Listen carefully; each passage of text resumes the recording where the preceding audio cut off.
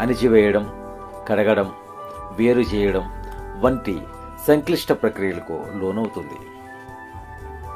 చుట్టుప్రక్కల ఉన్న శిల్పం కంటే బరువైన వజ్రాలు గురుత్వాకర్షణ ఉపకేంద్ర శక్తిని ఉపయోగించి వేరు చేయబడతాయి. ఇది చాలా జాగ్రత్తగా చేయవలసిన ప్రక్రియ. వెలికితీసిన వజ్రాలను పరిమాణం, స్పష్టత, రంగు ప్రకారం జాగ్రత్తగా వేరు చేస్తారు. శతాబ్దాలుగా మానవాళికి ఆకర్షించిన మెరుపు, కాంతి ఉన్న విలువైన రాళ్ళు విలువైన ఆస్తులుగా మారతాయి. మెరిసే భవిష్యత్తు. ది బిగ్గెస్ట్ ఫీట్ గతానికి చెందింది కాదు, ప్రకాశవంతమైన భవిష్యత్తుకు ఉన్న గని.